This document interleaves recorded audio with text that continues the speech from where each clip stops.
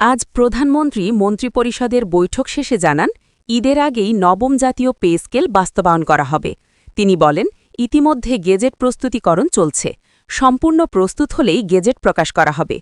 তিনি আরও বলেন, এবারের পে স্কেলে বেসিক ইনক্রিমেন্ট, শিক্ষা সহায়তা ভাতা, চিকিৎসা ভাতা, পরিবহন ভাতা ও মহার্ঘ ভাতায় আসতে চলেছে বড় ধরনের পরিবর্তন।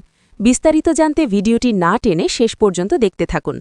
আর যারা এখনও ভিডিওটিতে লাইক দেননি, তারা এখনই ভিডিওটিতে লাইক দিয়ে চ্যানেলটিকে সাবস্ক্রাইব করে রাখুন পে স্কেলের সর্বশেষ আপডেট সবার আগে পাওয়ার জন্য।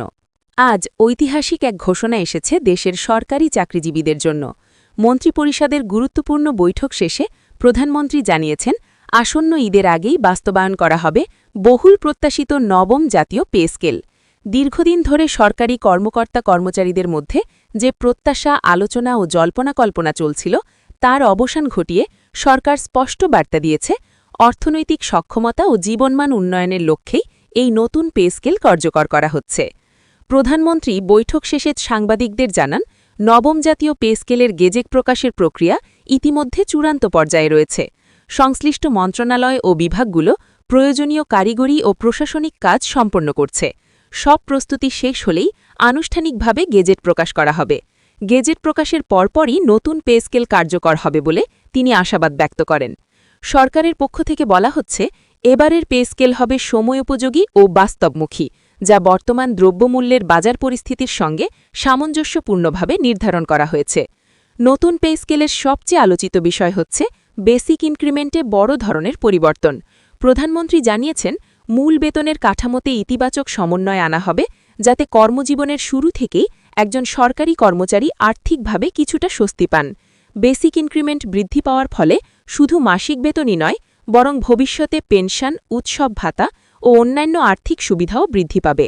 ফলে দীর্ঘমেয়াদে এটি একটি সরকারি চাকরিজীবীদের জন্য একটি টেকসই সুবিধা হিসেবে কাজ করবে। এছাড়া শিক্ষা সহায়তা ভাতায় আনা হচ্ছে গুরুত্বপূর্ণ পরিবর্তন।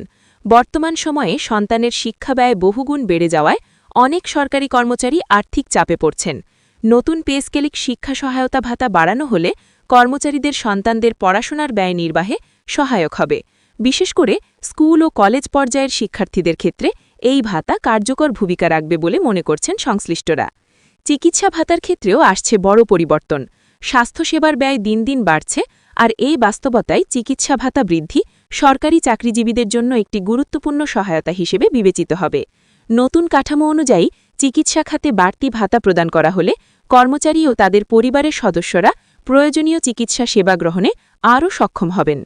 পরিবহন ভাতা নিয়েও রয়েছে সুখবর। কর্মস্থলে যাতায়াত ব্যয় উল্লেখযোগ্যভাবে বেড়ে যাওয়ায় এই খাতে সরকারি কর্মচারীদের উপর চাপ সৃষ্টি হচ্ছিল। নতুন পে স্কেলে পরিবহন ভাতা বৃদ্ধি পেলে প্রতিদিনের যাতায়াত ব্যয় মেটাতে স্বস্তি মিলবে। বিশেষ করে শহরাঞ্চলে কর্মরতদের জন্য এটি একটি বড় সহায়তা হিসেবে কাজ করবে। সবচেয়ে গুরুত্বপূর্ণ পরিবর্তন আসছে মহার্ঘ ভাতায়। দ্রব্যমূল্যের ঊর্ধ্বগতির প্রেক্ষাপটে মহার্ঘ ভাতা বাড়ানো অত্যন্ত সময়োপযোগী পদক্ষেপ বলে মনে করছেন বিশ্লেষকরা। মহার্ঘ ভাতা বাড়ানো হলে কর্মচারীরা বাজার মূল্যের সঙ্গে সামঞ্জস্য রেখে জীবনযাপন করতে পারবেন। এতে তাদের ক্রয়ক্ষমতা কিছুটা হলেও বৃদ্ধি পাবে। সরকারি মহল থেকে জানা গেছে, নবম জাতীয় পে স্কেল প্রণয়নের ক্ষেত্রে দেশের সামগ্রিক অর্থনৈতিক পরিস্থিতি, রাজস্ব আয়ের প্রবণতা ও উন্নয়ন ব্যয়ের ভারসাম্য বিবেচনায় নেওয়া হয়েছে। একদিকে যেমন সরকারি চাকরিজীবীদের জীবনমান উন্নয়ন নিশ্চিত করা হচ্ছে, অন্যদিকে রাষ্ট্রের অর্থনৈতিক স্থিতিশীলতাও বজায় রাখার চেষ্টা করা হয়েছে। অর্থনীতিবিদদের মতে, নতুন পে স্কেল কার্যকর হলে দেশের ভোগব্যয় বাড়তে পারে, যা সামগ্রিক অর্থনীতিতে ইতিবাচক প্রভাব ফেলবে। তবে একই সঙ্গে মূল্যস্ফীতির ওপর সম্ভাব্য প্রভাব নিয়েও আলোচনা রয়েছে। সরকার এ বিষয়ে সতর্ক অবস্থানে রয়েছে বলে জানা গেছে। সরকারি চাকরিজীবীদের মধ্যে ইতিমধ্যে আনন্দ ও আশাবাদের সঞ্চার হয়েছে। বিভিন্ন সংগঠন ও ফোরামের পক্ষ থেকে প্রধানমন্ত্রীকে ধন্যবাদ জানানো হয়েছে।